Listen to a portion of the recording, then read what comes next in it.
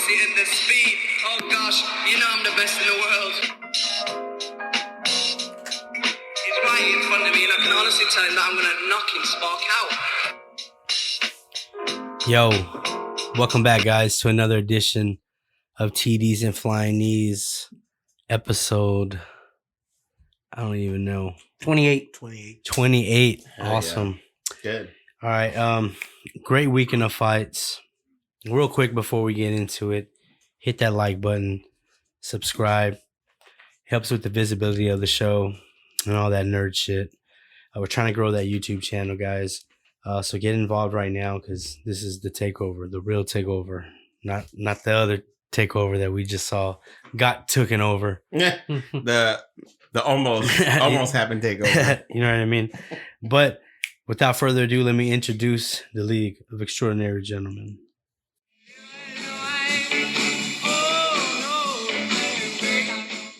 What's going on, everybody? Louis here. Just surviving another weekend. I got all my picks wrong. 2 of my running backs got hurt. COVID still hunting Mari Cooper. So here I am. Go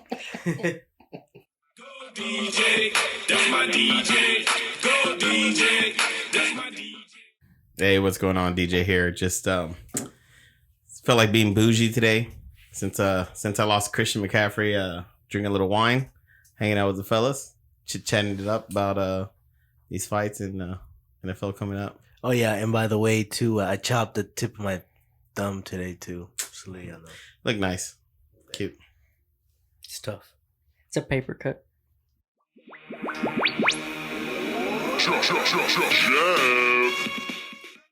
How's it going, guys? I also lost Christian McCaffrey this weekend, so I'm feeling a little down. But then I just look at where I'm standing in TDFK and the NFL app. It makes me feel a lot better. So Okay. I'm coming for that. You know that, right?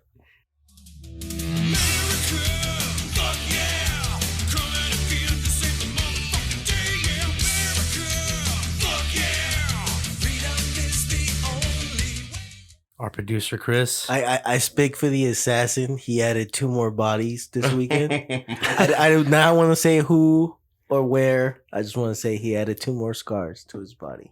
Confirmed kills right there. Confirmed kills. Silent. It was silent in that night. It was sweet. But I don't say nothing different than what I said before.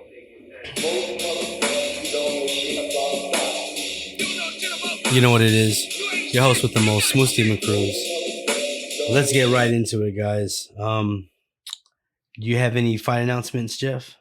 yeah, I got 2 actually in the UFC that are they got me pretty excited, not gonna lie, guys. So I know you guys will like them as well. I want to get you guys' thoughts on them. The first one is in the lightweight division. Number 3, Beneil Dariush is set to fight Islam Makhachev.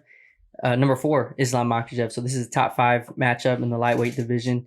And that's going to headline a UFC event on February 26th.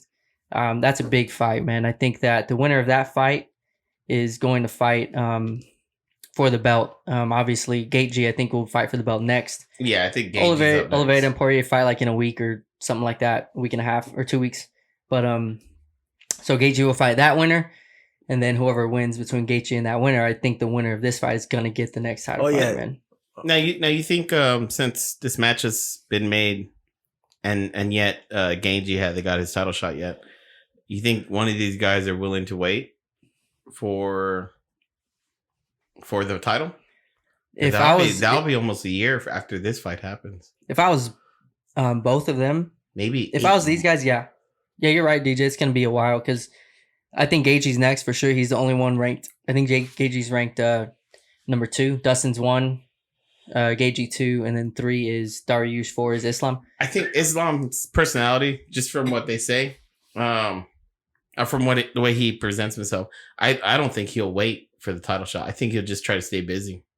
To be honest, I think he'll do another Khabib fight. Is pushing real hard. If he wins this fight, of course. Yeah, but honestly, I don't think it's gonna be that much time. I mean, you could have like you said, Poirier and Oliveira fighting in a week or 2. You could have Gaethje fight the winner in like March. It can get real weird. Yeah, because Poirier wins. Because if Poirier wins, he's not gonna want to fight right away. I think he'll take 6 months. He's been off. real busy lately, dude. They'll do an interim title fight with the winner of this this guy and probably Gagey. Gagey or But would you- Oliveira. if you're a Gagey, would you want that? Or huh? No, I'd I want a don't think- title shot, I want man. the title shot against the real champ. Of course. Yeah, so I don't think. Yeah, it gets real muddy. Yeah. But I think if Islam wins, I think he'll stay active and try to get another fight before the Mhm. title. Honestly, back to the matchup though. I love this matchup. Yeah, that's a good match. Because Makhachev, that's all he's known for. He's specializes at. And what is it, Darius? Yeah, Dariush. Dariush is he's a really good wrestler, and he's actually good in the feet too. He knows he can strike. So Yeah. he's a great matchup. This is a great test for Islam. Yeah, man. Islam's on a 9-fight win streak. I think Dariush is on I think he's 7. I think 7-fight win streak. Dariush last fight he beat the shit out of Tony Ferguson, and yes, dude. then Islam finished, toyed with Dan Hooker. I think finished him in like inside 2 minutes or something like that. So these guys are both really good, good long win streaks. So yeah, I think both of them have definitely an argument to get a title shot. If whoever wins the fight. But let's move on to the next notable fight announcement, guys. It's in the heavyweight division. Number 3, Derek Lewis is going to fight number 7, Chris Daukaus at a UFC event on December 18th. I like that matchup, dude. Chris Daukaus is a striker, so we're gonna get what we want in this fight. It's gonna be 2 strikers, 2 guys that like to go for a finish, man. So should be a good one. My question with this is, if Lewis wins by knockout, does he still stay in the title picture? I think he does, because if Francis wins, it could make sense for him to get a rematch and fight Francis again, because he already has a win over him. Yeah. But if Cyril Gane wins, then no, I don't. So do he's you in it. think a win by knockout gets him a title shot? Does he have to win? No, another one? he's probably got to win Maybe one more against in a a very ranked guy. impressive way, right? Yeah, like probably 2 knockouts. This guy is number 7. If he knocks him out, maybe someone inside the top 5. If he knocks that guy out too, yeah. And then Derek Lewis Francis wins, then I can see them making that rematch because Lewis already has a win over him. Yeah, I like Derek Lewis, but I think that he's already had so many fights in UFC, and the way he knocks people out, I don't think it's just every time he fights, it's just everybody looking at each other waiting to strike. To land that one punch, and it's lackluster. But I think he's a couple lands, fights away from. it makes up for the whole thing. Yeah, it does. He's a couple fights away from a celebrity fight. Oh, you think so? Bro, as much of a troll as he is, I mean, that's a good way to make money. Yep. So those are the fight announcements. So those are my fight announcements, guys. I do have one thing I saw in the news this week that I found pretty interesting. I want to get you guys' opinion on is Kevin Holland, the middleweight. It has announced that he's going to move down to welterweight this coming year, 2022. Interesting. How do you think that's going to work out for him? I like that. Yeah. I like it in the sense that he already admitted that his wrestling is his weakest point, and he even though he's working at it, he's still getting beat because these guys are just stronger. So Yep. Him moving down, it'll make him giving him a better advantage at defending takedowns. Mm-hmm. And I mean, we already know he's good in the feet. Yeah, I agree, dude. I agree. I think that you're right. His wrestling is definitely his, the spot that everybody already knows they can take advantage of. And right now, it's a hot time because Usman's running out of challengers. Yeah, good point, dude. So yeah, I think that was interesting, and I'm curious to see what he looks like, man. I hope they don't give him it. How bad would it suck for him if they gave him Chimaev? Because he ain't turning down a fight. Oh, dude, he's gonna say terrible. yes. Nah, he needs to take like maybe a Masvidal. Yeah, man, that'd be a good fight, right? Yeah, that would be a good one. Maybe even start calling out fucking what's his name, Diaz. Nate. Diaz. Oh, dude, imagine how fun that would be too. Yeah, Robbie Lawler. Yeah, Robert there's Lawler. some fun fights at 170. Yeah, he needs a barometer guy. Yeah, I see what Start oh, dude, off. you know what'd be fun? Stephen Thompson. Stephen Thompson would Yeah. be fun too. That'd be Great good. fight right there, right? Yeah. So yeah, some fun matchups for him. Hopefully he gets a good one in his first one. Hopefully the UFC, since this guy's been taking fights against guys that he knows are going to expose his wrestling, he's had the balls to step up and take these fights, some of them on short notice. Hopefully they give him a fun debut fight at welterweight, Actually, don't quote me on that. He might have already fought at welterweight. Do you know off the top of your head or no? No, at the top of my head. I'm going to say he hasn't. I'm going to say this will be his debut, but like I said, I might be wrong. But hopefully his next fight is a good stylistic matchup for him. But yeah, that's all the MMA stuff that I have for today, guys. All right, guys. I just have one fight announcement. In the boxing world, Amir Khan versus Kell Brook is set for February 19th at the AO Arena, Manchester, England. The bitter rivals will finally fight. This is about 5 years in the making, maybe even more. And this is probably the biggest domestic rivalry since Groves and Froch. And that sold out in like 11 minutes. So it's Where do you crazy. say they're fighting that again? I know it's Manchester United, but what's the name of the arena? AO Arena. Oh, damn. I thought they sold out Old Trafford. That'd be badass. The Theater of Dreams. Yeah, I mean, there's bad blood between these two guys, so it's gonna be exciting. It's going to be the glass jaw versus the glass eye socket. You know what I'm saying? Yeah. Yeah, definitely gonna see something happen there. You know, Brooks going to be targeting that jaw and Khan's going to be targeting that eye, man. And I think Khan might have some success because he's super fast. He's really good, man. And he just can't take a punch, unfortunately. Man, this England fan base in boxing is just out of this world. The way they just show up, especially, you know, when it's countryman versus countryman, right? All the time. Yeah, man. You know, every time Amir Khan fights, it reminds me of my my homeboy Andy. Rest in peace. Not so much Amir Khan, but he would always tell me I don't know shit about boxing because this one time we talked, and he's like talking about Amir Khan. He's like, you know who Breeders' Prescott is? And I was like, I don't know. And he's like, he knocked out Amir Khan in the first round. It was a big upset. I was like, oh yeah, I seen that. That knockout is where Khan was like pretty much underneath the ropes. And he's like, you never seen it, bro. You know shit about boxing. It was funny though, man, but awesome, dude. Beautiful soul, man. Rest in peace. But anyway, this is going to be a great fight, man. I can't wait. And it's to start the new year. So awesome way to start the new year. All right, guys, let's get right into it with combat sports, hot topics. It's about to get really hot. You know what I'm saying? All right, guys, what are your thoughts on triad combat? You dig it? Flash in the pan, here to stay? What's up?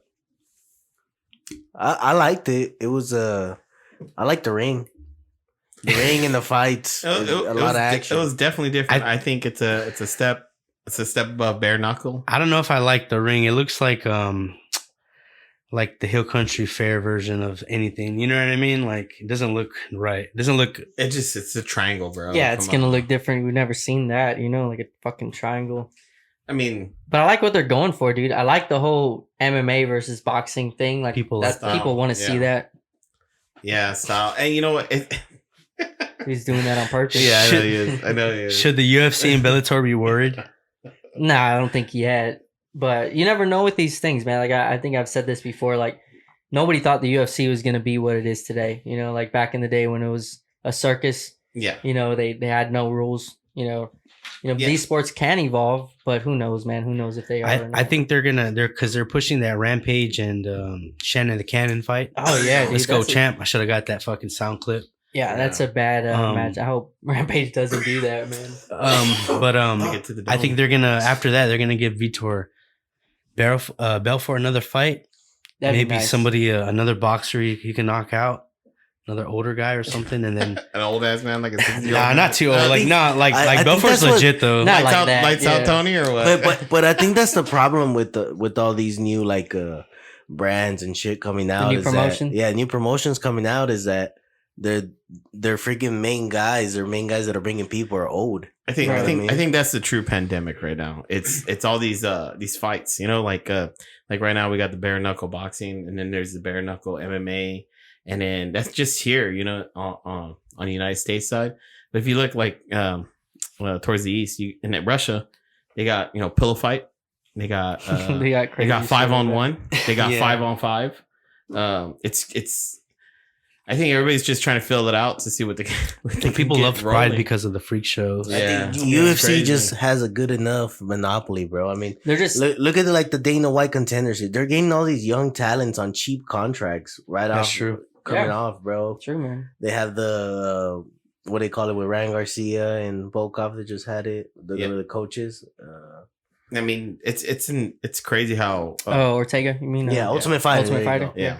They have that, and then Dana White. I think they're just getting young. Like what you talent, said, bro. the biggest problem with these things that everybody's old, and the reason why these new promotions they have to get the old people and the scraps is because they're not the first option.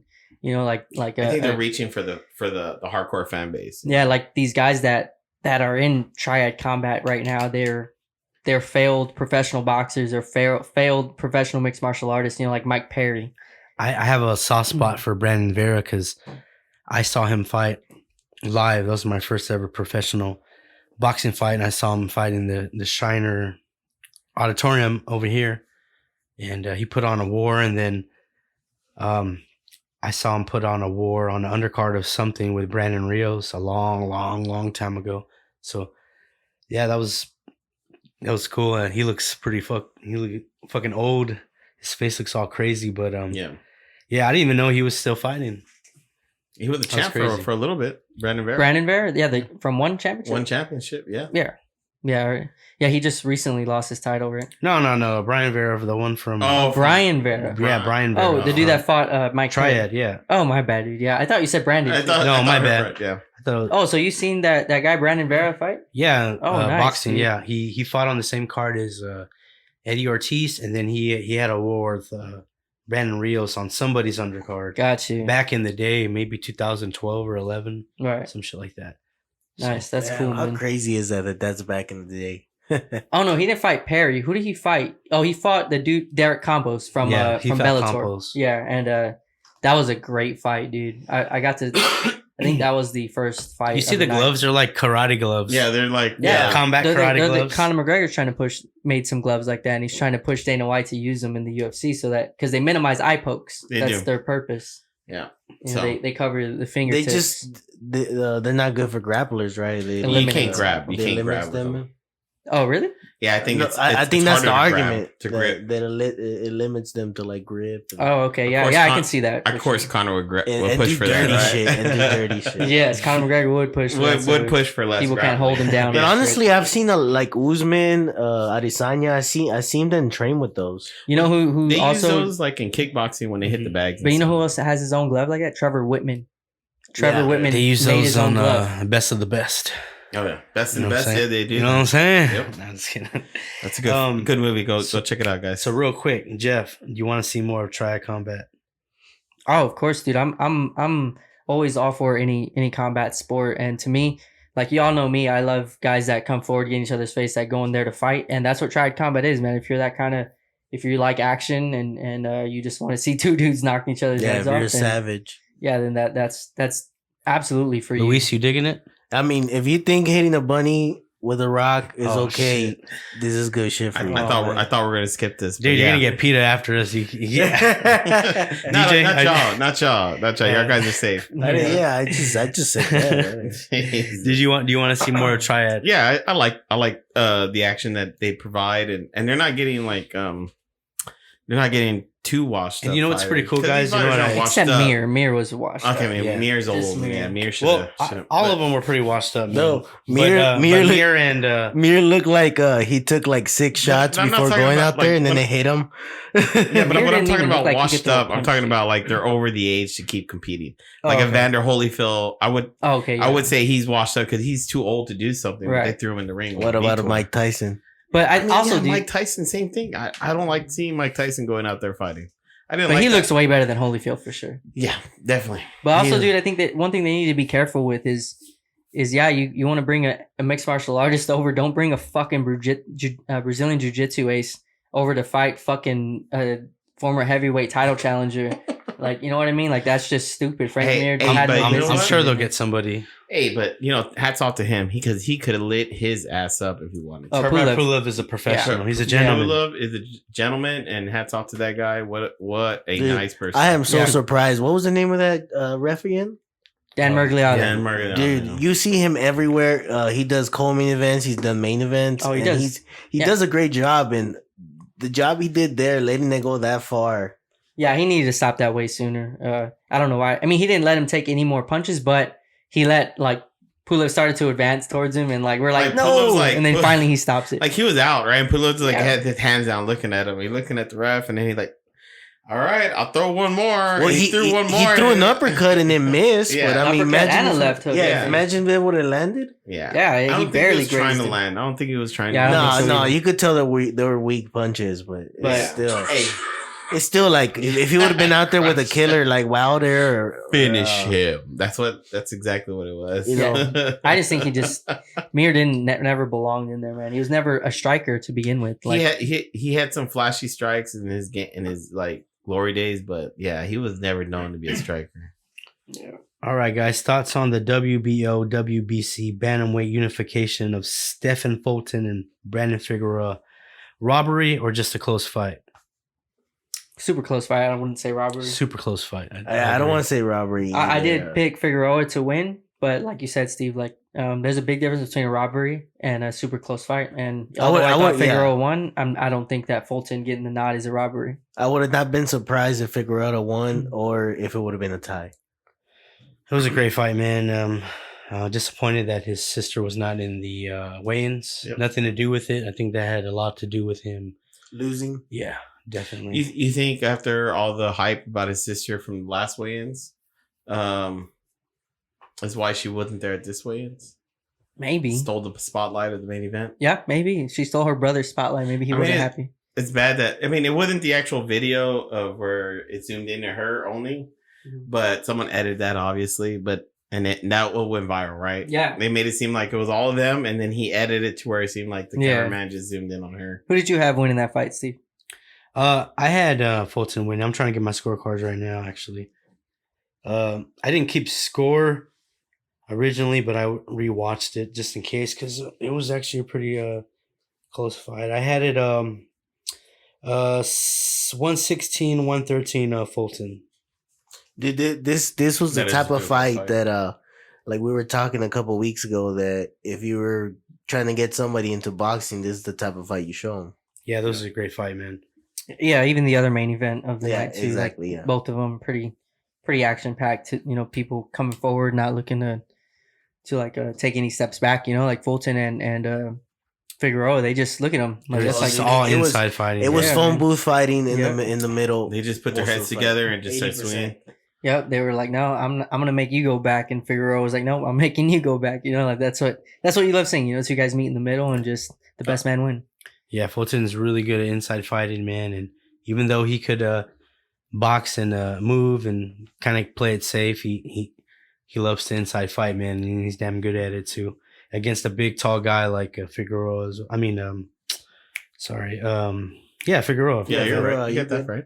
All right. Next up, thoughts on Timofimo Lopez versus George Kambosos Jr. Upset of the year, bigger than Usyk versus Joshua. No. Oh yeah, Definitely. I think it's a bigger upset. I don't think I don't think not Usyk. Like in my eyes, because we almost called it. We said Lopez was going to get humbled, but we didn't say he was going to lose. I mean, up to this fight, you can tell that he was overlooking this guy. I think it was the biggest upset of the year for me. Yeah, if you look at the odds, it was like Lopez was a fucking heavy favorite. They were already advertising Haney versus Lopez. You know what I mean? Yeah. You know what? Just real quick before I forget, I'll the views did go up from the last video. Thank you guys. Thanks. But I noticed a lot of our videos end up on the hashtags of Trad Combat and One Championship. Like if you click on our hashtags in the video, our videos would show up.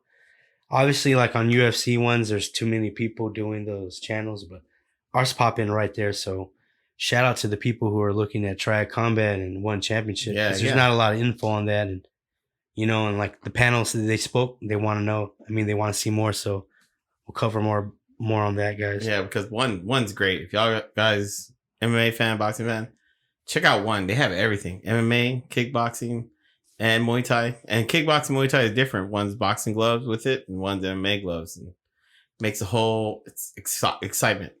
All in all. Yep.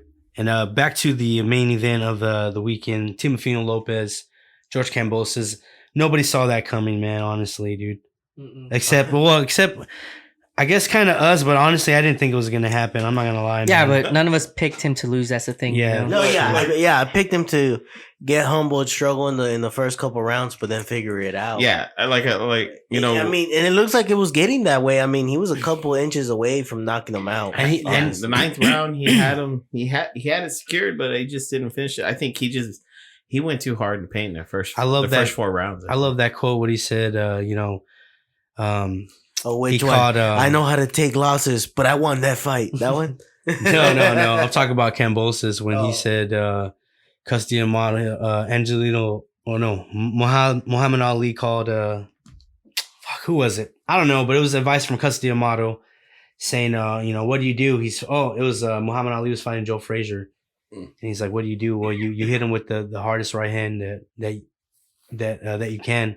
And that's what Kambosos did, man. And yeah, I like that when people study the roots of something, you know what I mean? Like when I first got into MMA and boxing, I went straight to fucking Pop and Go and all those videos and bought all those VHSs. Oh yeah. Started from the bottom, just like boxing. I have a couple of like boxing, like historian books. It's just like, it's really cool to get into it from the roots, the foundation. Yeah. When I was a kid, my stepdad, he had a bunch. He recorded all the pay-per-view buys, so I used to always pop in all the old 80s and 70s boxing matches, and that's how I got into boxing. But man, this fight, like we were calling it, Kambosos is a dog. He's not going to go out there and he was already, Lopez kept saying, "This is just my mandatory," the whole time up to this fight.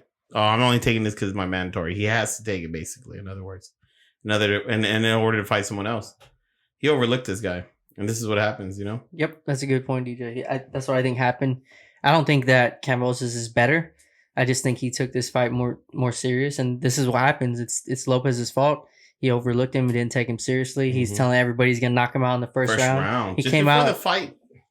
He said he was gonna knock him out in the first round. He came out and you could tell he tried to make it happen. He tried to get him out of there in the first round, and he got caught, dude. Like I remember, I obviously watched this fight when it happened, and when I saw him come out that way, that reckless and that aggressive, I was like, I think I was watching it with Luis, and I told him, dude, he's gonna get caught. He's gonna get caught. Watch, he's gonna get caught, and then he got dropped. And I was like, dude, I don't know what he's doing. Like why he's it's like you can't take someone. This is like Kambosos. This is an opportunity of a lifetime for him. Like he probably trained the hardest he's ever trained in his life because he knew how big this was for him. And to me, exactly, like you can't do that to people.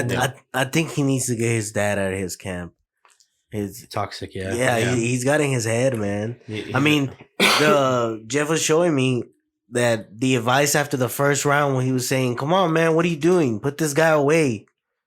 Yeah, Like, the first thing he said to him, done. yeah, he said, he's done. And Lopez is the one that got dropped. Yep. And he's telling Lopez that he's done.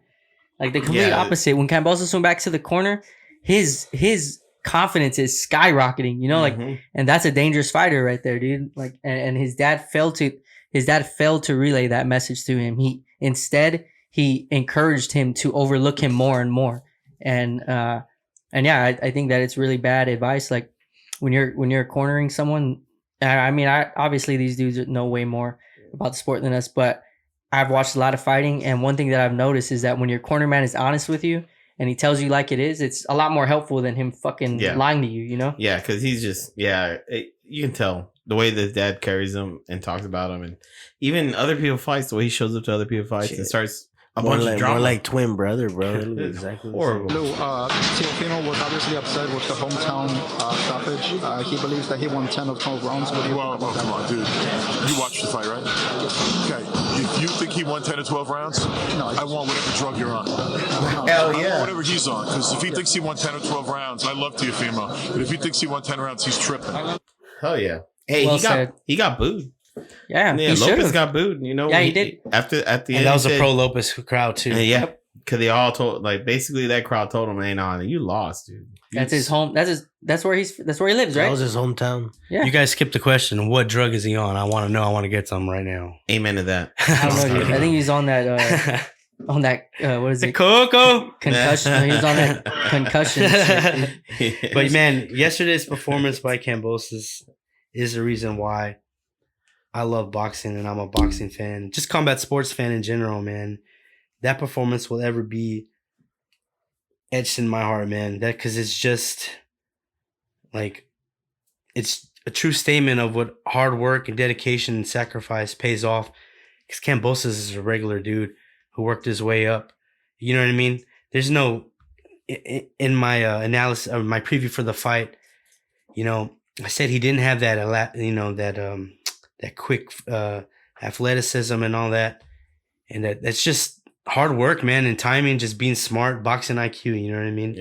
Yeah. And I'm like now I'm a Kambosos fan, man, and he made a lot of people fans of his. He put a masterful display of skill, grit, and digging deep into the trenches of the soul to pull out the victory, man. Australian boxing is back. Kambosos and Tim Tszyu are taking over, baby. Yeah, Mike. Hey, you know what? It was funny because this weekend I had to rewatch this after it was already happened, but I woke up to like 20 text messages from the guys, and the first thing Steve put was Buster Douglas, and I was like, "Oh shit, what happened?" You know, and then that's when I woke up. I go, "Hey, Luis, you're here?" He goes, "Yeah," and he told me what happened. I was like, I couldn't believe it. I went back to bed, but I didn't think. I mean, I knew it was gonna be a fight. I knew that Lopez was gonna get humbled on this, but I didn't think he was gonna lose because the way he fought Loma, I didn't see Lopez losing this fight, no matter what. Like how unprepared or how much he overlooked Kambosos, but I think it was overlooked. Plus, he really did one that'll knock him out. It was just too aggressive. So- He never had a true game plan. He was just trying to knock him out. That's why I lost. I got to do this for Kambosos.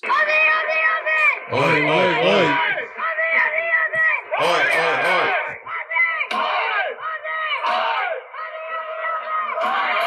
And guys, Yeah, you fucking right, Mike. he says he's the emperor. So since Kambosos is the emperor, who out of the four kings would you like him to see Haney. fight? Haney? Yeah. Well, I mean, I don't want to disrespect and overlook Jojo Diaz. I mean, I would like to see him maybe the winner of that. Same, Okay. Luis. I agree with you. But real quick, guys. So, do you think this is more?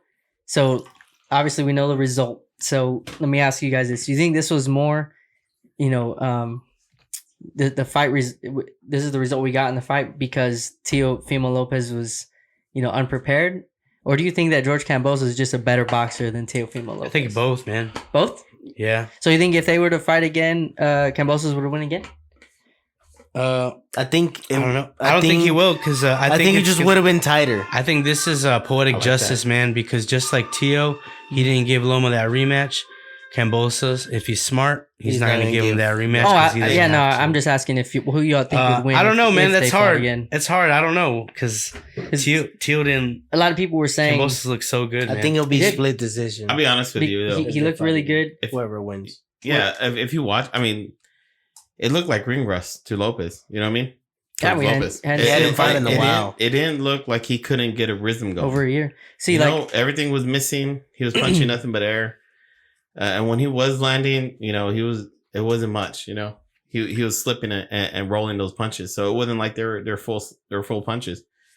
It looked like ring rust. If he stayed active, and all that drama, or if this fight would have just happened when it was originally supposed to happen. I think he would have been schooling him. Yeah, I think so it would too. have been schooling him, and he would Canceled 9 times, guys. Yeah, Jesus. like I read a line a lot. What people were saying, like, oh, no wonder Teo doesn't want to give Loma a rematch.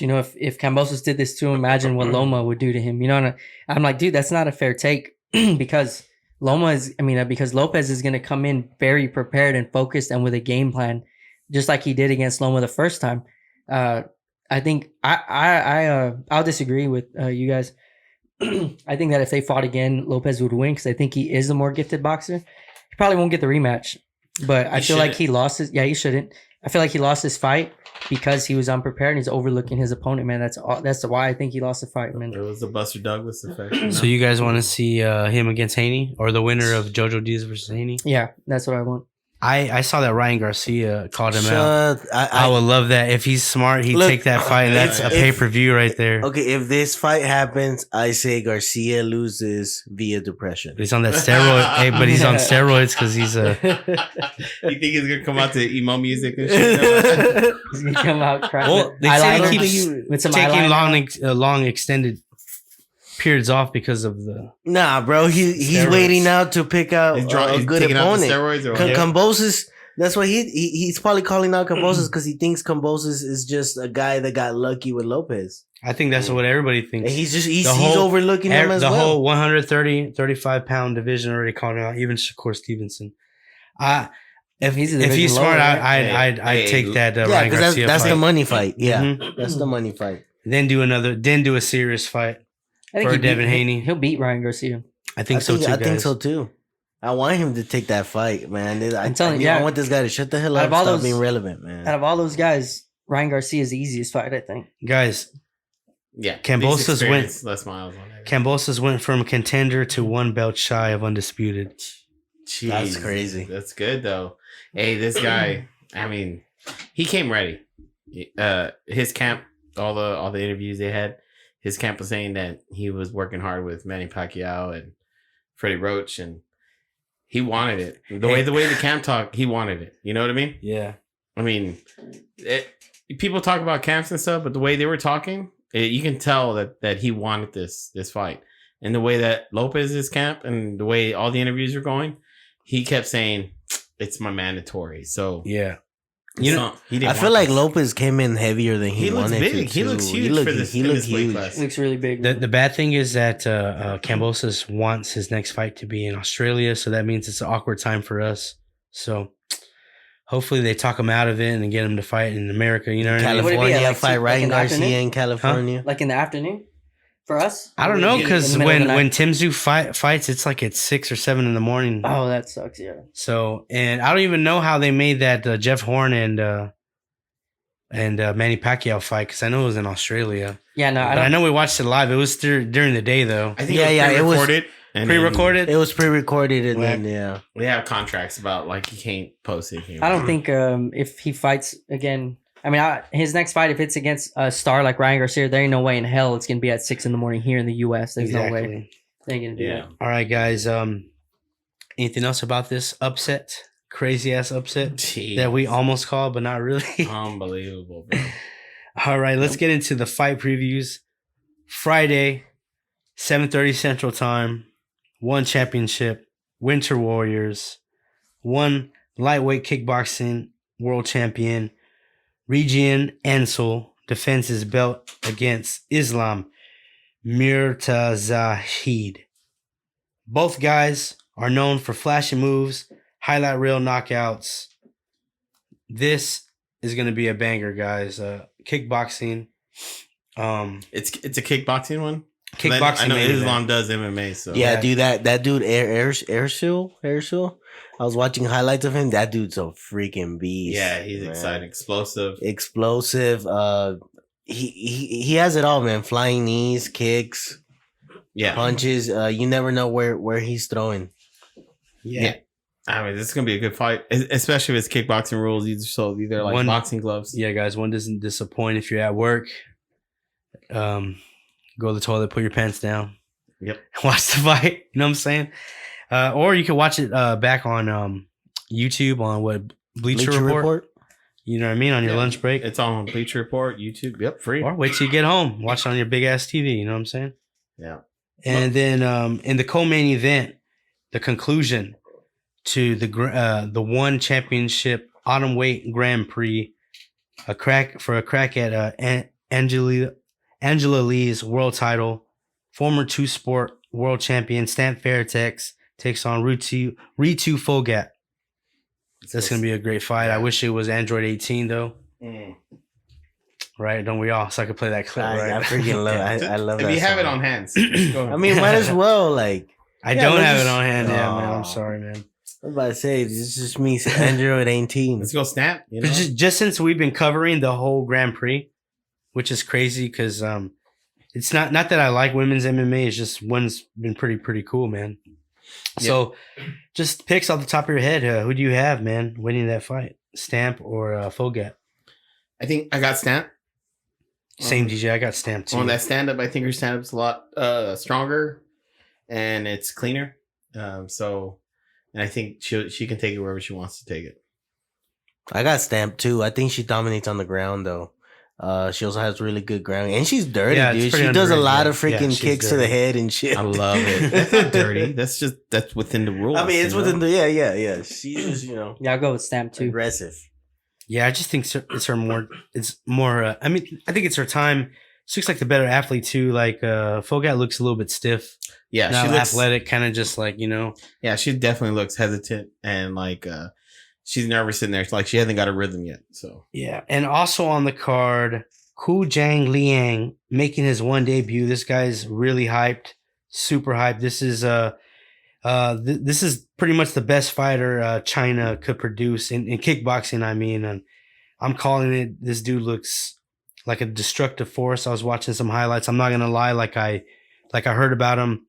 I just saw his highlights when we were doing research on the show, and he's a beast, man. He dips and rips like a Chinese Mike Tyson, and this is a kickboxing fight, so he looks vicious, man. I think he's gonna really hurt somebody. I don't even know who his opponent is. It doesn't even say. Doesn't matter. This is gonna be sick though. I think it was just a slaughter, a lamb for the slaughter. You know what I mean? And then also on the card, Timothy Nasukin versus Saeed Gusin.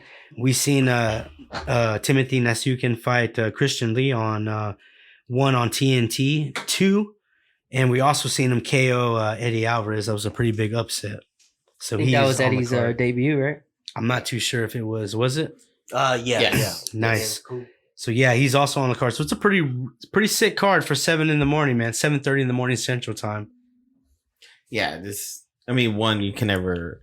One reminds me of old school UFC and Pride. You're never gonna complain about what they. They don't what fail, they set up. bro. They don't fail. Their production's legit. Who is the matchmaker? They have for unique UFC camera angles. Back in the day, Joe Silva. Joe Silva. That's what it feels like. It feels like Joe Silva's matching up these people. Yeah, but even that, like the showing, the production, the camera angles. Yeah. It has that Pride feeling on the production side, and then it feels like Joe Silva's matching. And they still got Lenny Hart doing the and Lenny Hart. Hearing Lenny Hart call these people out, man, gives you chills, right?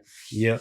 I think if they promote it more here and they do it at better times, I think they could actually make. Well, they did that TNT style, but I think the issue is all their fights are on the East. So when they show it here, it's at 7. So it's already been pre-recorded. So, any more thoughts on this one championship Winter Warriors? It's a banger, bro. It's always a banger. Can't wait, man. Misses. Can't wait to see this. All right. Next on Friday, what's 8:00 Central Time? Bellator 272. Pettis versus Horiguchi. This is going to be another great fight. A banger, man. This is a cross-promotion fight. Bellator versus Risen. This is going to be high octane, fast pace. Pettis' first title defense, right? Yes. Yep, first title defense, man. What are you guys? I got Horiguchi, man. I don't think Pettis is good. Don't get me wrong, he's a good fighter, well rounded, but I think Horiguchi is just gonna be too good for him. I don't see him. Actually, I think Horiguchi's gonna knock him out. So. Nice. Yeah, I think I'll take Pettis on this one. I think winning his belt might make him hungry. Might give him that edge. And want to compete at that higher level. And when he won the belt, he did look completely different from what he did in UFC. So I think this is good. So I think he looked a lot better, man, than he did back in the UFC. I think Pettis catches him early. I think he catches him with a head kick and finishes him in the first round. If not, Horiguchi dominates, and I think he stops him in the late third round. I think Horiguchi's gonna win. This is 5 rounds, right? I think he's gonna catch him, man. I think they're both. This is gonna be a striking battle, man. You saw when you've seen these guys fight before, man. You know what I mean? They're not shooting unless they have to. This is gonna be a great fight, man. Yeah, definitely. So 2 Horiguchis, 2 Pettis. I like this cross promotion. Yeah, that's pretty cool, man. It's what we always talk about, right? And I was watching a lot of the Risen highlights, and even though I don't know most of those guys or can pronounce their names, it's still really cool fights, man. So are they taking Risen rules or Bellator rules? They're probably just Bellator rules, man. I'm assuming. I don't know too for sure. It's gonna be watered down MMA. Yeah, it's in Bellator under the Bellator promotion. So. Any other fights on that card that you guys are notable that you guys want to talk about? Or should we skip? Not really, man. Like there's Emmanuel Sanchez that's fighting, but that's to me, it's not really much to talk about. Yeah, Bellator's been slacking on the cards, man. You know what I mean? They just don't have too much to offer, to be honest. I think. Well, UFC just dropped a bunch of fighters, so I think about next year, hey, they might lose their talent to Triad, don't you think? Oh, I mean, if the money talks, man. Hey, that Thriller made a lot of big fights. You know what I mean? Yeah, and if money talks, I think these guys are gonna go. All right, that is your Friday lineup, guys. Starting with One Championship Winter Warriors, the conclusion to the Ottaway Grand Prix. And then Friday night, Bellator 272, Pettis versus Horiguchi, cross promotion, JMMA versus American, Bellator, cross promotion. Let's get it. You know what I'm saying? Saturday, let's kick it off with Saturday with some. My bad, guys. Let's kick it off right now with. Hey, you know what? They came out with the pay-per-view numbers for the Covington Usman. Oh yeah, Covington Usman, and it was only 100,000 less from Canelo. Yep, which is crazy because if you think about it, everybody's just paying for Canelo, which is one. So what are those numbers, DJ? So Canelo is at 900,000 on the pay-per-view, guys. Was it? I think it was 800,000. 800,000. Okay. And then UFC was 700. Yeah. So there was about 100,000 off from each other. But if you think about it, that UFC card was completely stacked. That's crazy that there's. I wonder how many people bought them both, like Jeff, right? Yeah.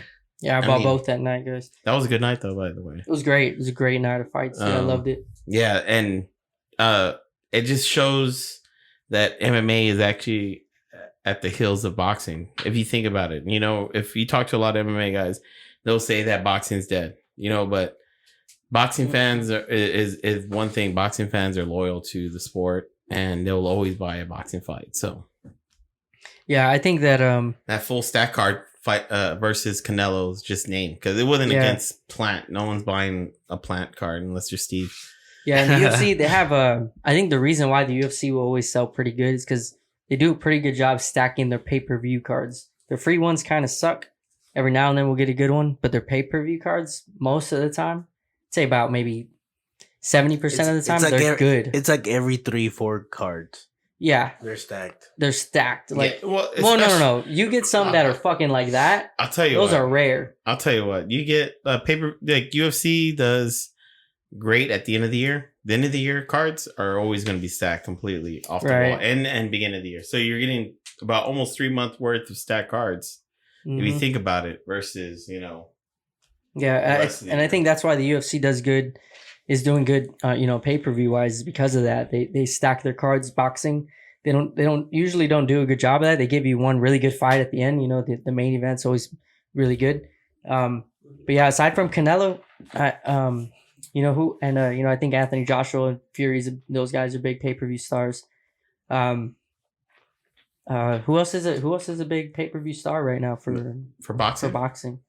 Well, if Mayweather, he puts his name out, Mayweather. Well, I don't include him. I think Gervonta Davis is getting there soon. Oh, Jake Paul, maybe. See, maybe if they stack, because Gervonta Davis's last card sold like under 200,000 pay-per-views. Yeah, we're gonna get into that card, and it's actually pretty good. So. Okay. Cool. But he's getting there. It's not, but for them, the pay-per-view sales, even though it wasn't good by UFC standards, it was pretty good to them. They said it was a success because, think about it. It was just for you just have to pay Tank. Yeah. Nobody on the card was notable, I believe, unless I'm mistaken. But let's get right into it with the start of Saturday's schedule, guys, with some.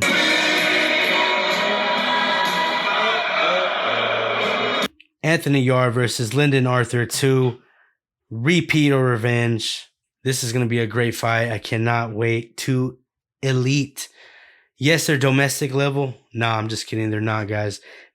Both of these guys have both shown that they deserve to be at the world class level. Oh, yeah. And they're fighting. And again, this is going to be a great fight, man. Let me get right into it. I feel like before you go, I feel like you've been predicting this fight for like a year now. This is a great fight, man. I've been looking forward to it. I'm a big Anthony Yarde fan, but man, I've been becoming a Arthur fan. Just watching the highlight because he's brilliant. Let me get into it. Lyndon King Arthur, 19-0, 13 KOs, solid boxer. He can pretty much do it all. Slick in that Philly shell stance, power and accuracy, good footwork, really good glove defense, pairing the jabs really well. Really good at smothering and disrupting his opponent's rhythm. And in my opinion, he has the best jab in the UK. You serious? You serious? Yeah, I'm serious, man. And he follows it up with a lightning quick right hand that has put many opponents on their asses. Great fighter, man. Anthony Yarde, they call him the Beast from the East.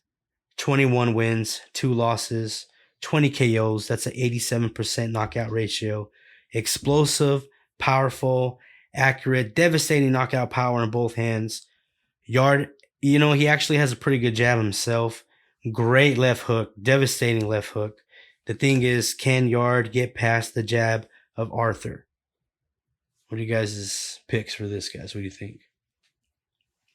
Man, you covered a lot. So it's a good matchup, man. It's a good matchup. This is a rematch.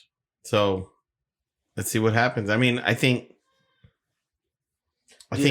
like for big guys, this was a real technical fight the first time they fought. And I think it's gonna be like that again. And I think the difference is gonna be Arthur is gonna be his jab. I don't make a difference. I think the first fight was like it was all fill out, right? So I think this one they're gonna just go at it and try to prove that one has a better style versus the other. I think this is gonna be more watching it live, let loose. Watching the first fight live, I had Anthony Yarde winning, man, and I was like, what? I couldn't believe that they gave it to Arthur. It was a close fight, man. I after rewatching, I still had Yarde winning, so it was a really close fight. This is going to be a really good fight, man. I think they're going to let loose more than what it was in the first one. So yeah, my pick more action. My pick is Arthur on unanimous decision, man. And there's an old saying in boxing that a hook will take you around the block, but a jab will take you around the world. So and I think that's Arthur right there, man. You gonna fight around behind that jab? Mm-hmm. What are you guys' picks? Did you already make them? Yeah, I said Arthur by decision. Same here, man. Yeah. I think Arthur will win by unanimous decision. DJ? Yeah, I think Arthur as well. All right, let's get right into it with Saturday night's boxing card. 1 second. And we will start from the bottom. It's a pretty good fight card. Opening up the card. Mark Castro, aka the Mexican Elon Musk. You see that fool? Hey, you know what? Look at him, bro. Yeah. But he's other than that, man. Other than him having a nice set of teeth as well. That's Elon Musk. Elon Musk. There you go. He's a really talented prospect, guys. Really talented. Dazan's been throwing him on every big undercard, and I believe he's opening up this card. He's pretty good, man. He's legit, man, from what I could tell. And I don't know if any other podcasts are covering this guy, but like I said, it's not too big of a push. Cause like I said, if you've been watching Dazan cards or any kind of Golden Boy or any kind of Mexican where he's the main event, they've been pushing this guy on there, but he is talented. Yeah. He's good. He's young. So he has room to grow, obviously. And he has a good punch. And in boxing, when you're young and you have that good punch, everything else starts filling in as you go. So I can see why they're pushing this kid. He's really good. Yeah, he does look like Elon Musk, right? Yeah, he does. Hilarious, He bro. All right, next up on the card, another guy we covered who I was pretty high on, but he still can't get the recognition even though we saw him on that Woodley Paul undercard, my boy. Oh yeah, Montana, Too Pretty Love, where he knocked out, or he stopped Ivan Burchek in the 7th round. Well, he actually knocked him out and made him retire at the end of the round. Jeez. But man, you've seen how good he looks, man. He's super talented. 16-0, 1 draw, 8 KOs, man. You think he's gonna wear those shorts again? He's gonna wear something flashy, man. Yeah, that's crazy. I think the next video is him doing pad works, and he's blindfolded. Hey, you know, hey, I trip out when these boxers come out with some ridiculous ass shorts. Yeah. You know, and he came out with some. That's top of the top right there, I think, on ridiculous shorts. Yeah, it's pretty good out there. I think one of the first boxers I ever noticed had shorts like that. Was like he had 3 poodles hanging from his waist. Yeah, it looked like he went outside and goes, shit, I need something to cover me up, and grabbed a couple poodles and they fucking put them there, and that's fucking crazy. It's the walkouts that do it for me, man. Oh, like, bro, they're getting worse. Man. The walkouts are getting worse. It's more like a TikTok type highlight. Crazy, man. Yeah, man. This is, like I said, a pretty good undercard. Everybody gets to see Mark Castro. Montana Love, he's talented, man. Yeah, he's exciting. Good character. Push him. I think Dezan just signed him, I believe. Or his Matchroom. One of those guys. Someone has to push him. He's talented. I would definitely put money on him. And he had the good character, man. He does. He's very conceited. Yeah, that's good for boxing. Definitely. He has that Mayweather swag. That sells. Yeah. He's ballsy coming in with the sombrero. You know what I mean? I like that. Fighting a Mexican. So you know, it's weird. Like Mexican style, like people like Mayweather and the way he had that sombrero. You know, Mexicans like this shit, dude. Like they Didn't Brock Lesnar do that to Cain Velasquez? No, I don't think so. I know he wore sombrero. What if what if some Mexican fought an African American fighter during Black History Month and he came out in traditional African outfit? Would that be bad? Yeah, see, that's the thing.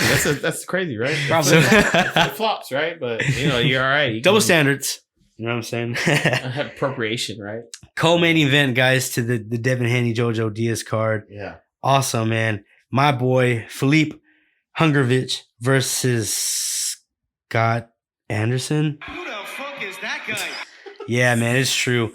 This is not even a step up yet, but like I said in the last episode, Hungervich is legit. 13-0, 11 KO, 6'6". He's big, man. That's a tall dude. He's becoming the most ducked and avoided fighter in the heavyweight division, man.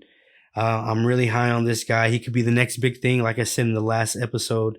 I want him to take a step up in competition, but nobody wants to fight him. And why would you? He's not even ranked in the top 10 yet. Why take that risk, right? It sucks, right? When your talent's too good and you become pro, you know, people will duck you. So you'll never be able to make it, you know?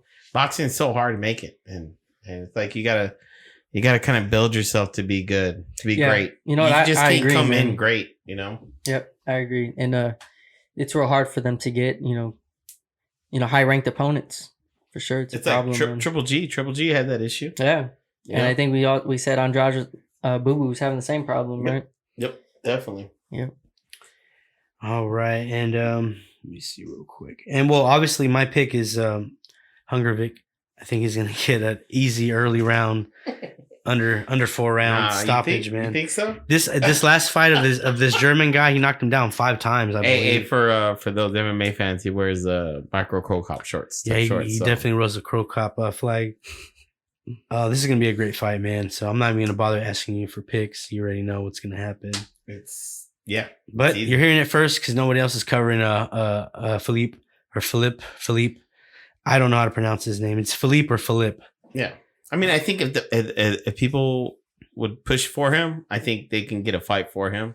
It's hard. I thought you were gonna say. I think if he was American, I think it would be pronounced Philip.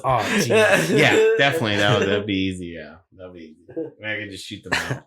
All right, the main event of the card: Devin Haney versus Joseph Diaz.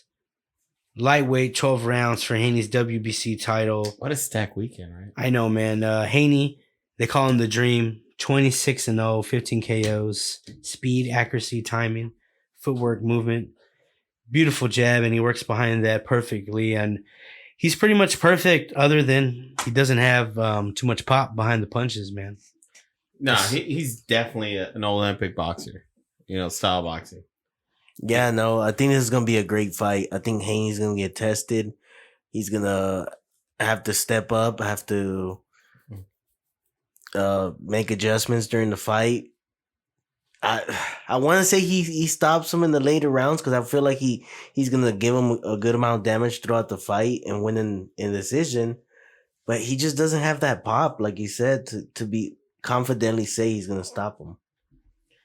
Yeah. Yeah, that's true. That's true. He has. If you're one of those boxers, like boxing fans that appreciates the style and everything that comes with it. Yeah, he has it all. The style, the way he fight. He's the perfect Olympic boxer. Style.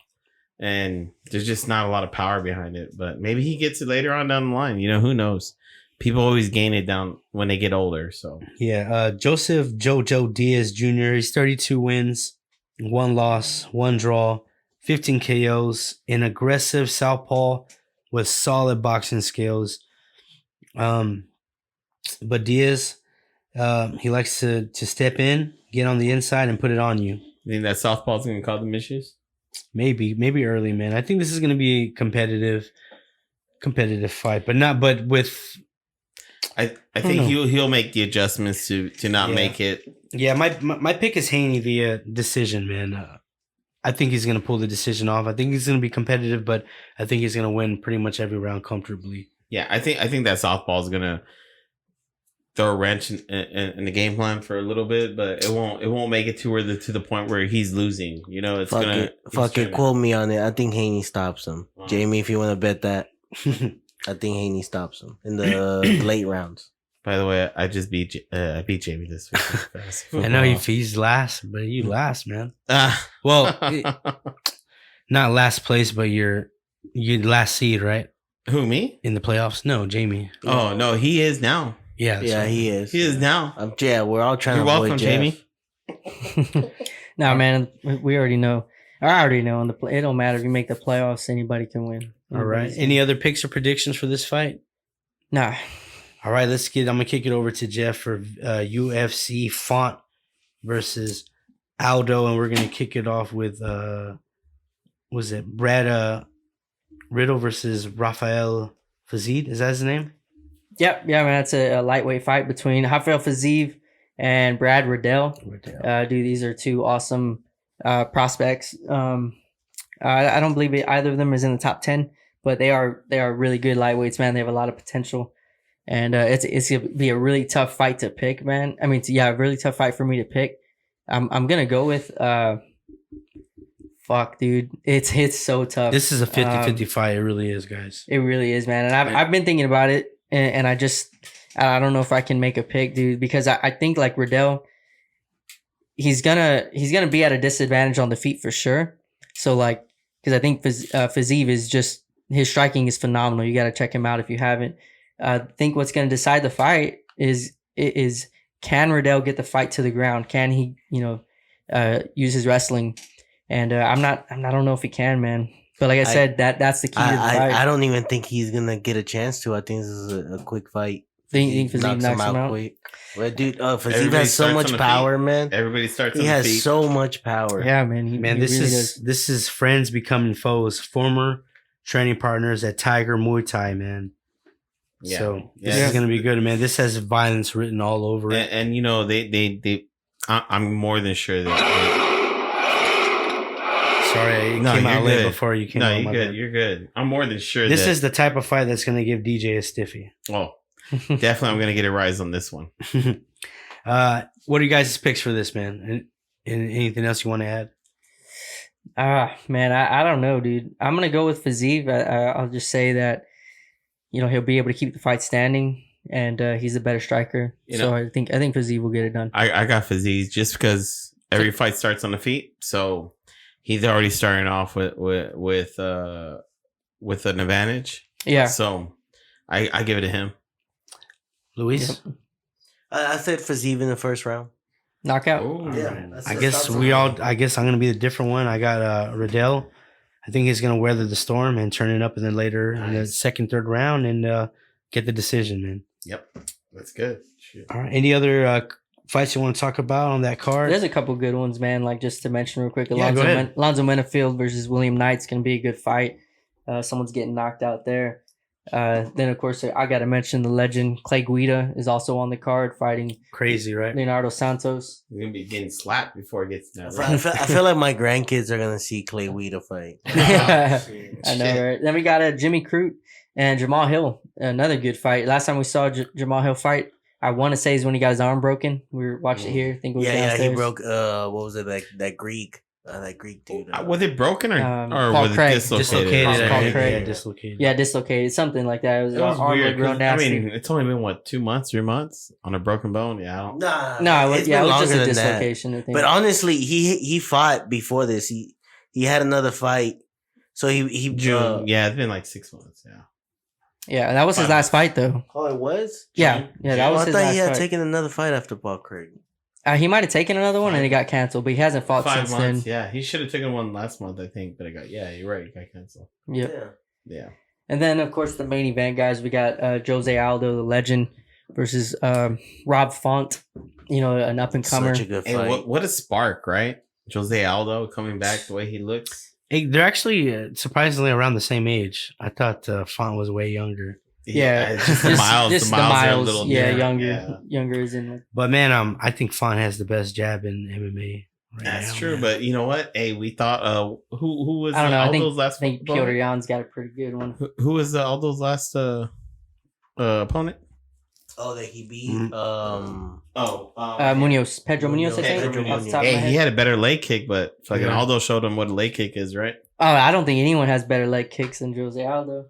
Yeah. Right? Yeah. Well, we haven't seen Jose Aldo leg kick in a long time. I so. think this is gonna be a really good fight between two guys that are technicians in the feet. Yeah, I think Jose Aldo I just mean- had a second win in his career. It's I a think. 5-round fight, though. Don't forget, man. That's when Jose starts to dude, fade, bro. I want to go Font, but 3 fights in a row I've won against Aldo and he's gotten me.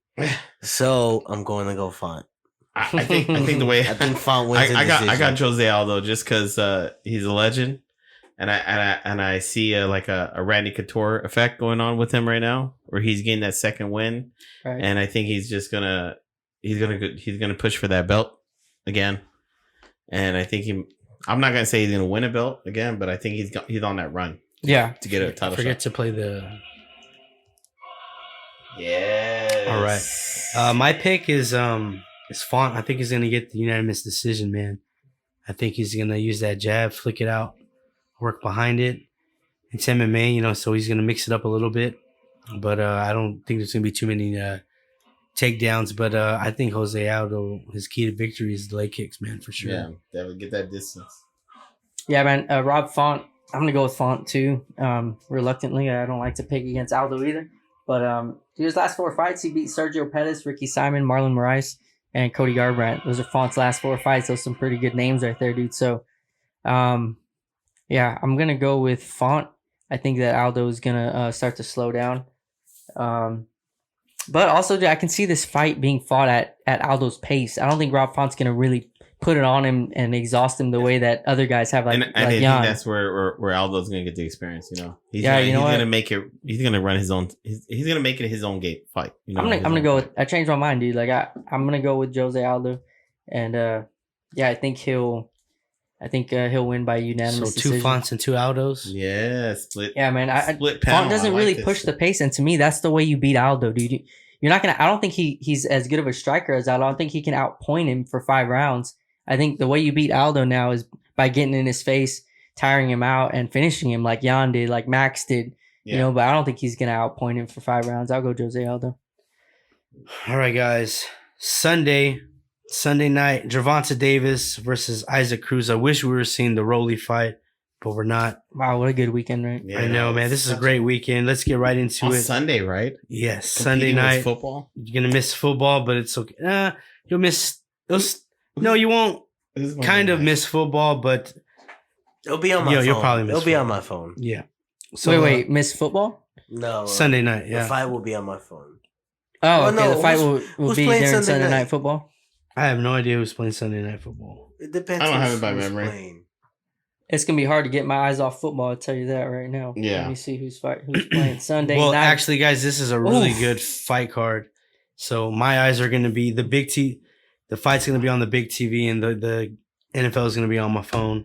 This is a pretty decent card. It's Broncos Chiefs. I can miss that game. Yeah, we can all miss that game. We could actually meet up. let me hype it up for you guys. All right. Hell yeah, fuck Chiefs. I'm not sure who's opening up the card, but on the card, Sergey Derevchenko versus Carlos Adames, middleweight, 10 rounds. Great great fight for the fans. Action packed for as long as it lasts, man. Derevchenko's been in there with Jacobs and Triple G, and in my opinion, I'm the biggest Triple G fan on the panel, and I feel that Triple G lost that fight, and for sure he got robbed against Jacobs, man. Derevchenko is really good. It's really cool that he's on the card because he'd usually be headlining a free ESPN card. I think the same thing as you, Steve. I think Derevchenko won. I think he was a home favorite, right? It was over there where he's from. Yeah. Yeah. I think that's the only reason why he won. Actually, I don't remember where it was, but I remember I was like, man, I don't know if Triple G won that, man. But that's really cool. Opening up the card, it's going to be a really good fight. And then also on the card, Sebastian the Towering Fundora versus Sergio Garcia, junior middleweight, 12 rounds. This is a title eliminator to face the winner of Charlo versus Castano 2. Dude, that looks like you stretched out a baby. Exactly, dude. Fendora. That's why they call him the Towering Inferno. Check this out, guys. He's 17-0, 1 draw, 12 KOs. He's 6'6", the same height as Anthony Joshua with the 80-inch reach. Wait, what's 6'6"? His arm length or what? No, he's just 6'6". Dude, his arms are dragging on the floor. Yeah, 80-inch reach, and he's at five divisions below Anthony Joshua at 154. I was about to ask, where is he? Yeah, 154, man. Exactly. Jesus, dude. And check this out, guys. Despite his physical advantages, he prefers to fight aggressively, walking down his opponents with relentless aggression and a high output and a high punch volume. Yeah, he doesn't fight tall, too. That's wild about this kid. And his opponent, Sergio Garcia, he's from Spain, 33-0, 14 KOs. His most notable win, just one that I can tell over Ted Cheeseman. This is his second fight outside of Spain. He's only been fighting in Spain. His first was when he beat Cheeseman in the UK. This is Garcia's US debut. I believe. I don't know if it's snowing, man. Oh, in that fight there was. Yeah. We're watching highlights, guys, by the way. I'm sorry. Once we get live video, which is coming soon, you'll see these little. Hopefully, we could show you the clips. I'm not sure how it works. We gotta look into it.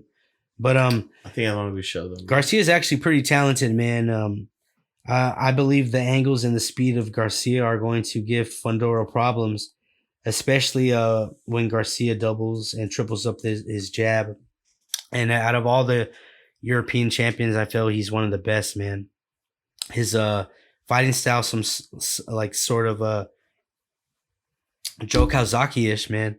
He's a dangerous fight for Fundora, who's been getting a lot of hype. I'm excited about this match because the 154-pound division is booming, man. You got names like Charlo, Tim Zhu, Michael Soro, Mad Ramoff. I can't pronounce his name. But those two guys are going to fight later on as well. And they're the other two big guys at 154. And Charles Cornwell, he's moving up. I believe he's 7 in one of the sanctioning bodies. And, of course, Brian Castano, man. So the division is booming, man. I can't wait. And then that's the co-main event. And we'll get into the main event, guys. Gervonta Davis versus Tank. Tank is 25-0. Wait, who? Gervonta Davis versus Tank? I'm sorry, man. Gervonta Davis versus Isaac Cruz. My bad. It's what we want. I think he was Tank talking about what versus he Tank. want. Yeah. I wish it was Rolly. Yeah, I know, man. Rolly sold the fight. He bro. sold it, man. He got me pumped to watch it, dude. I know. I wish we were seeing that fight, but a lot of people are saying this is a tougher fight because Cruz is bigger. I don't know. Cruz is bigger. No, Cruz is small, dude. That's what they say. They're saying he's a bigger fight and a tougher fight. Oh, bigger fight. Mhm. Okay, I thought you meant he's a bigger guy. Oh. Number one bullshit. All right, well, let's get into it real quick. Tank 25-0, 24 KOs. He's a 3-weight world champion. Extremely talented. Devastating power in both hands. When I used to see him on the Mayweather undercards, I said he looked like a little Mike Tyson, man, and he really does, man. He's extremely talented. He just needs to fight some. He needs to get his resume up. But I think they're working. He's following, like Mayweather said. He looks at like the end of the day, he's a painter from 9 to 5, bro. this guy, no, this dude looks like he's straight out of the movie. I was gonna wait for Luis to say something like Hey. that. Straight out of the movie Little Apocalypto, Rascals, nah, bro. He looks like he's out of Apocalypto, bro. He's straight up indigenous. He's almost, He's almost, straight up almost, there you ranch, go. ranch. That's what you're gonna call him, hand, almost. almost At the end of the day, but yeah. yeah, man. Oof. Like at the end of the day, he's following Mayweather's green print. He's gonna become a pay-per-view star before I guess he takes that risk. That dude's a dog too, though. I mean, he has good highlights, but Tank stops him. Yeah, Easy as that. yeah, man. Tank's too fast, too powerful. It's crazy. And- Last time Tank fought, it was Well, with like, the Kambosos upset, I mean, damn. Yeah, Should we be writing people wait, off now? It's can't, but I don't think Tank's like overlooking this guy, right? Yeah, no. Yeah, I he think was training Cam- for Rolly, so he was, he wanted to shut him up. Rolly was a trip, though, man. Yeah, Isaac I'm Cruz, glad. they Yeah. call him the pit bull. You think after this fight they gotta make the Rolly fight? You think that's what? I don't know. It could be dead, man. You It's think dead. Rolly's It ever could gonna be fight dead, man. again? I mean, he could, right? Tyson fought again. Yeah. If Tyson fought again, fucking anybody can fight. I think yeah, Tyson's the only guy that came back from being canceled. He did a lot of. He came back from. a Oh, lot dude, of imagine shit, if he did that shit like today, he would for real be canceled, bro. man. Pitbull Cruz, he's 22, 1 loss and 1 draw, 15 KOs, and his most notable win is Francisco Vargas, who is a decent, actually step up an opponent. To sum up Cruz's style is pressure, pressure, pressure that come forward. You know what I mean? So, yeah, I guess pretty much everybody's pick is what Davis. What do you say? What round? 7. I'll go 7, 8. I say this goes distance, man. Yeah. Yeah. Because that Mexican chin, heart, and like Luis said, he looks like he's a painter from 5 to 5, right? No, 9 to 5. 9 to 5.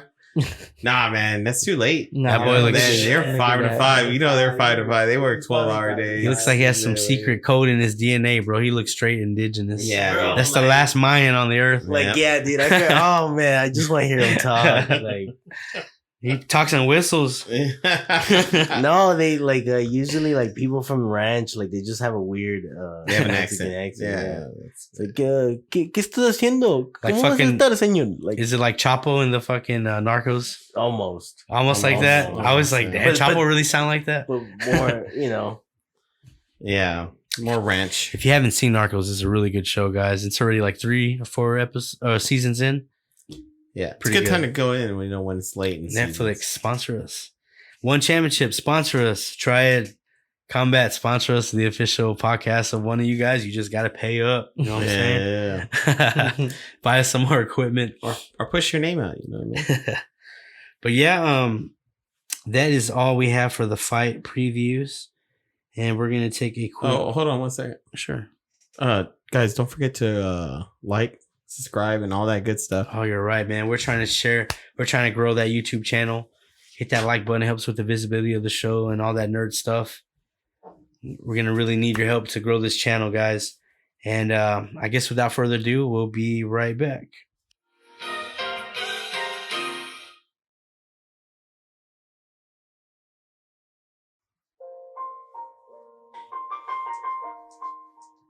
Hey guys, welcome back to TDFK, and this is for y'all who had the first round pick, and it's about what's a good 80-90% of y'all who picked Christian McCaffrey. It was a hard day today because we're recording on Tuesday, by the way, and I dropped him.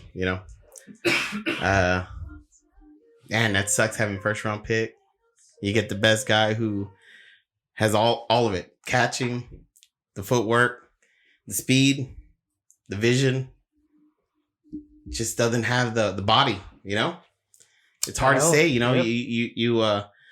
He has it all. He has it all, but he just doesn't have that grit, you know? Mm-hmm. Let me ask y'all something. Does this injury to McCaffrey now cement Jonathan Taylor as the number 1 overall next year? Oh, we're gonna get there. This guy has it all, right?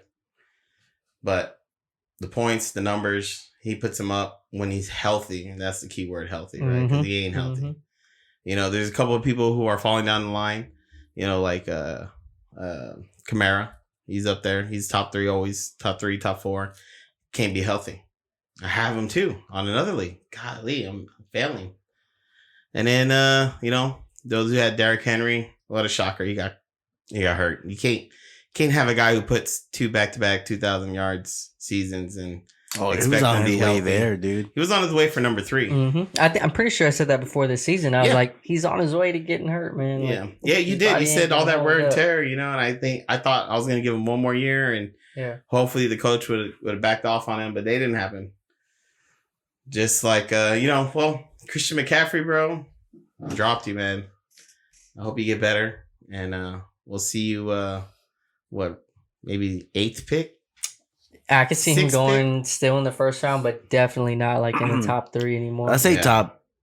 I think he drops to 5 or 6. Yeah. I think Henry will still get a pass. I think he'll still go. Some people are going to draft him first. Some people are going to draft Taylor first. Yeah. And by the way, guys, the league I had him on, I have Taylor, so I'm not like super heartbroken. But that's the league I started off with 0-5 because of him. But you also don't have AJ Brown now. Now another guy who just got put on there. So just letting you know, this is injury update. This is going to be the craziest comeback story ever. Luis lost some running backs this weekend too. Yeah, we all took everybody took a hurt. Whoever, all top 5, top 6 picks took a hurt. Exactly. Yeah. You think about it, Christian McCaffrey, Kamara. That's what. Yeah, I have Kamara. Yeah, Derrick Henry, obviously. Saquon Barkley. Dalvin Cook just recently. That's 5 out of the top 10, which is the whole round, and that's half the round of most people that play in fantasy football. So half of us are hurting. Those half are the ones that are in the playoffs too. So dude, let's just talk about all the top players real quick that fucked everyone over this year. Calvin Ridley's a receiver that did it. That was 2nd round pick right there. Yeah, Chris Carson.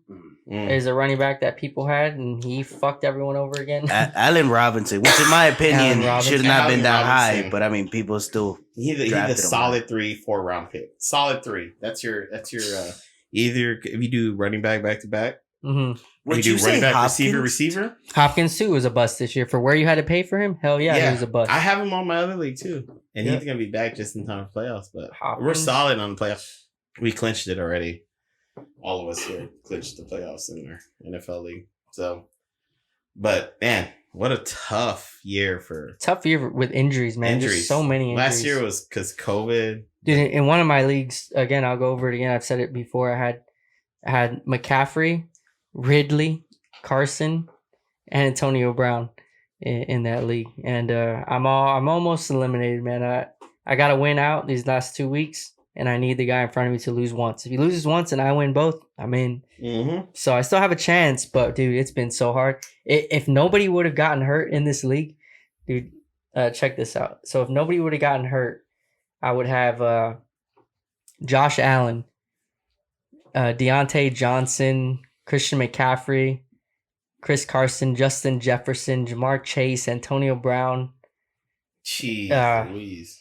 Yeah, all on one team. I had Tony Pollard on the bench. But yeah, man, like if none of those guys would have gotten hurt, fuck, man, my team would have been like stacked. But that's part of fantasy, dude. Like injuries hit you sometimes, and this was my year to get hit. Horrible quarterback picks and terrible brand new coaches coming into the league. Yeah, and then speaking of other injuries, Henderson is banged up with the quad.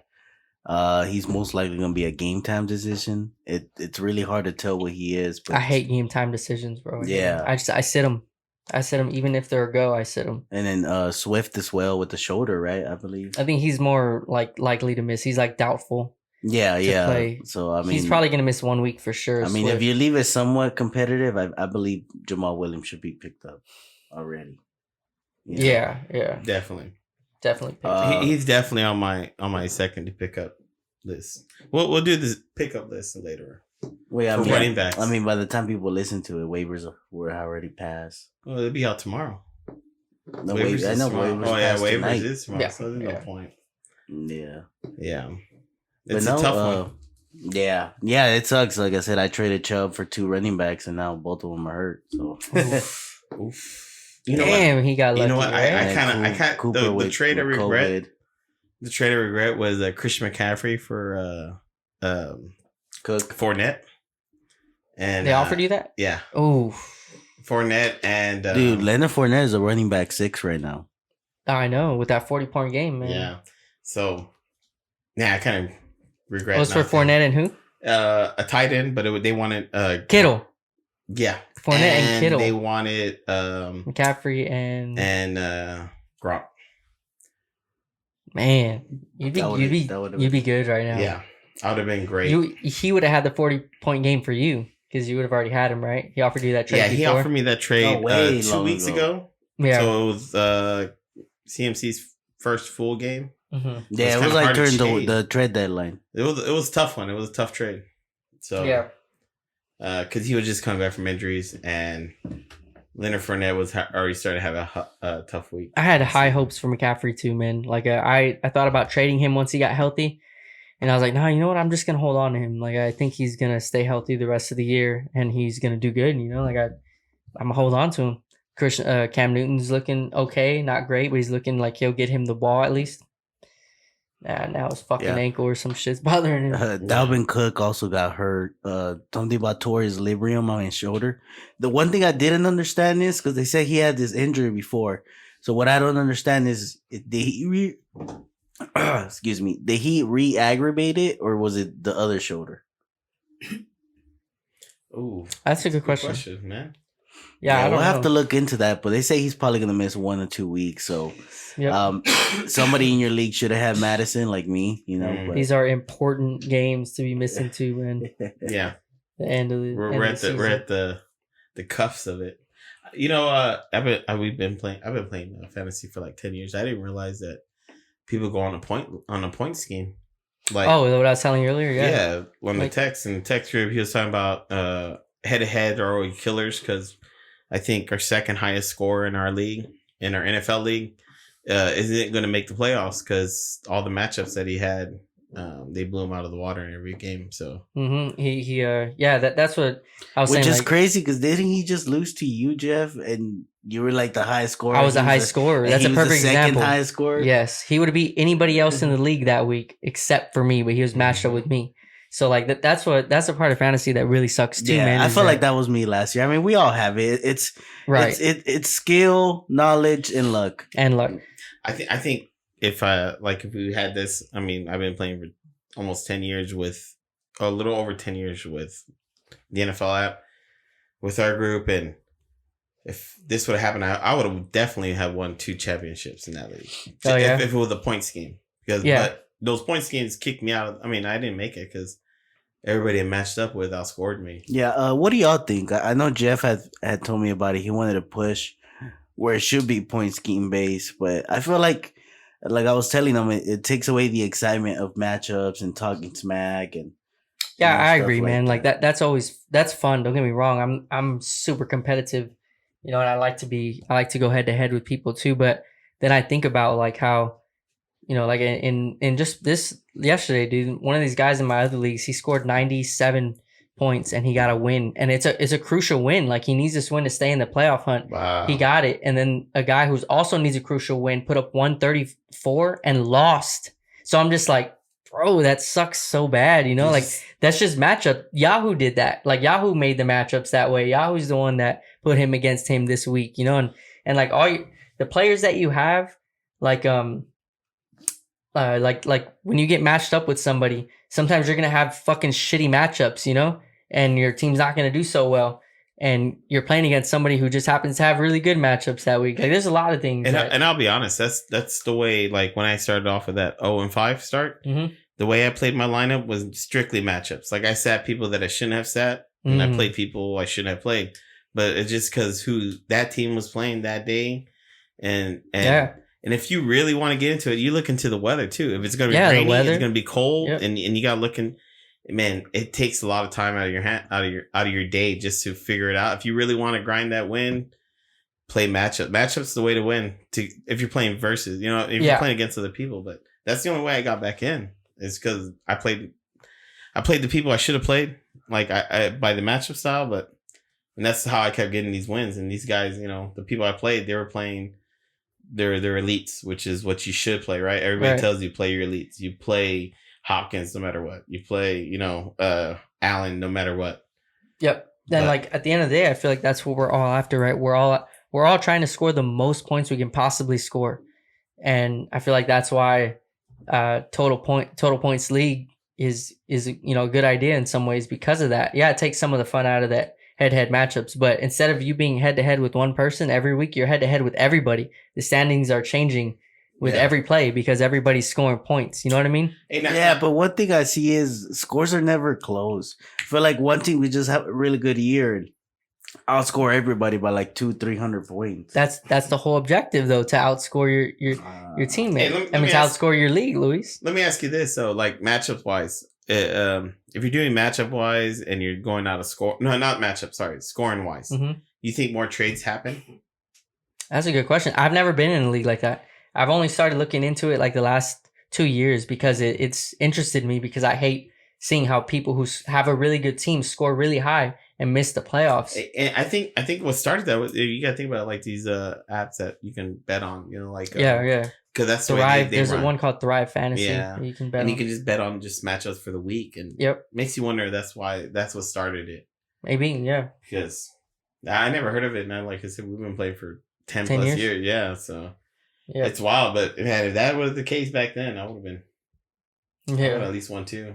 I haven't won shit, but I'm always up there. On sometimes, yeah. But let's go. What are we gonna do? Well, I guess since we're getting close to playoffs, I guess I just wanted to talk about some crucial, matchups. See who do you want? Like for example, I'm dealing with a fact of Kyle Pitts and Logan Thomas for the rest of the year, and I'm kind of riding Logan Thomas. That's tough, man. I guess it would depend on like the matchups.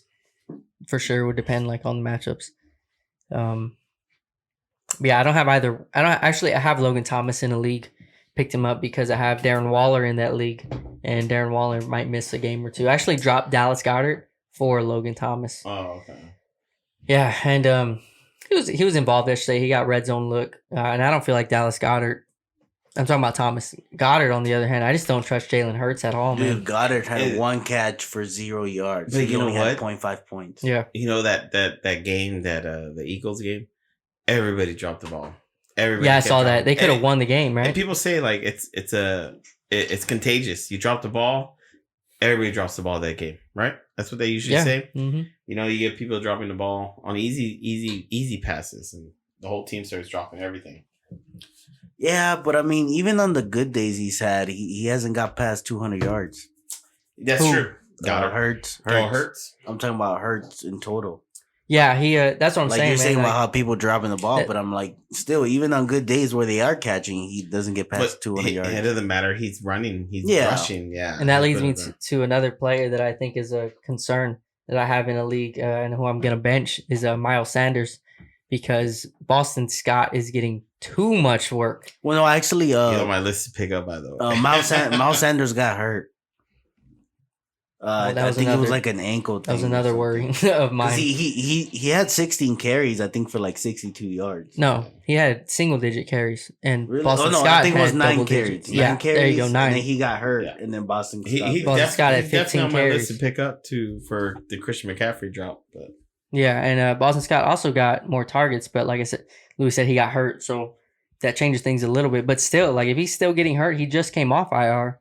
So if Sanders is still getting hurt, you then take that information. You also have to think about Boston Scott getting carries and Jalen Hurts running the ball too. Mm-hmm. I'm benching Miles Sanders. That's actually my bench for the week, guys. Like because I know a lot of people are still going to start him because Miles Sanders is a good running back, but to me, it's just not looking good for him right now. Yeah, and like I said, that's one of my top picks on for picking up for a running back to replace Christian McCaffrey. Scott? Not just to replace him the whole time, Scott. Oh, Scott. So I have him on my list to pick him up just for the fact that I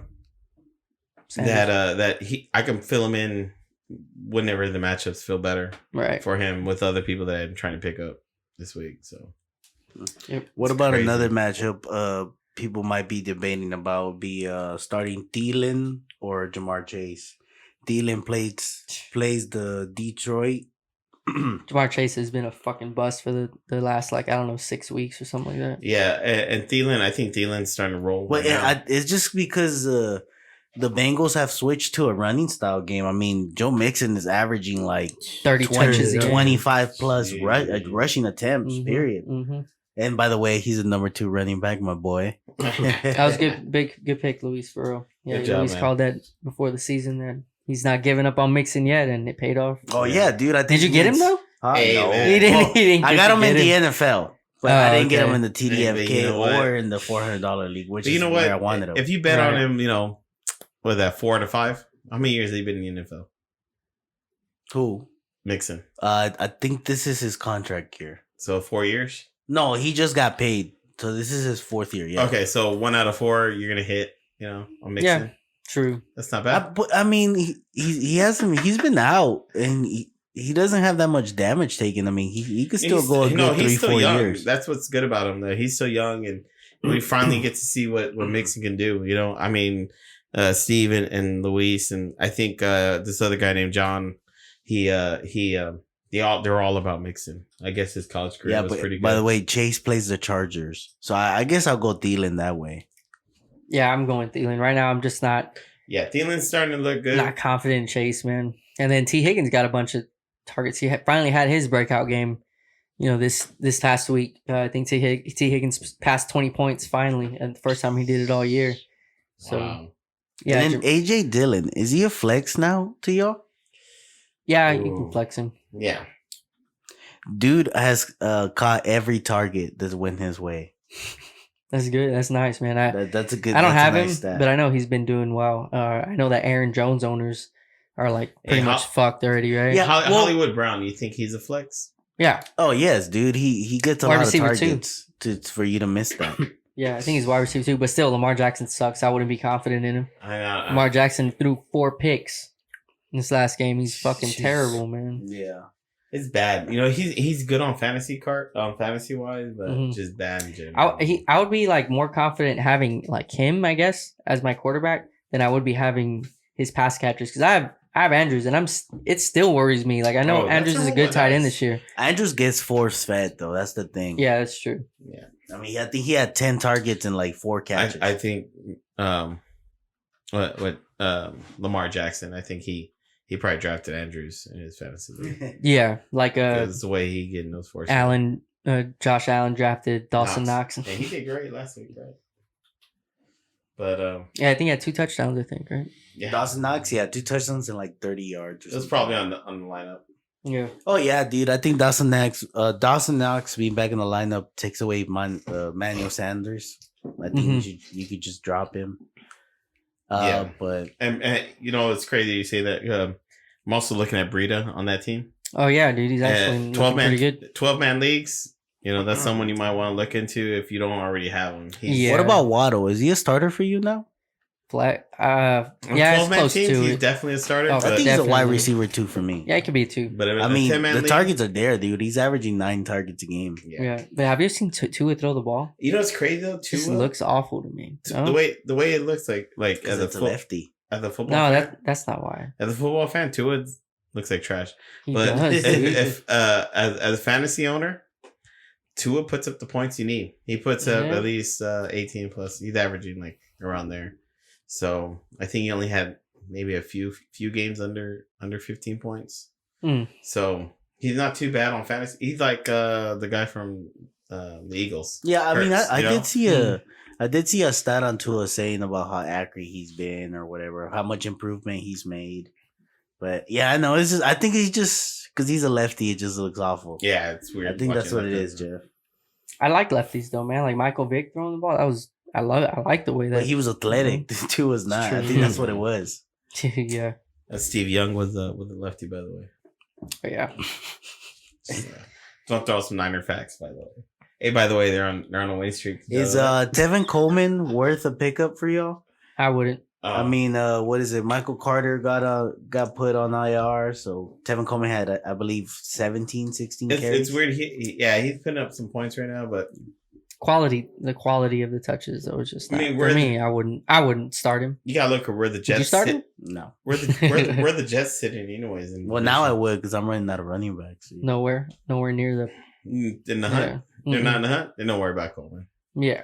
I think if they were in the hunt, Coleman will be someone to think about. But Yeah. Would you start Tom Brady this week over Josh Allen? Oh. Brady against the Falcons and Allen against New England? Yeah, right. I don't know, bro, because Allen always torches New England. I'm doing it. I don't care. I'm benching him. It's supposed to be raining too in New England. Cold. I would do. I'm Tom playing Brady. Brady in the dome at Atlanta. They're on. Yeah. I think they're on a mission to make that the statement in their division and in the league. I mean, they don't got much behind them. Or was it the Saints? New Orleans is the only team behind them, right? In their division. I guess. Well, actually, no one because they all suck pretty much. New Orleans. Well, the Saints, I think they're like 5-6 or something. Yeah, so they're right. They're in the hunt.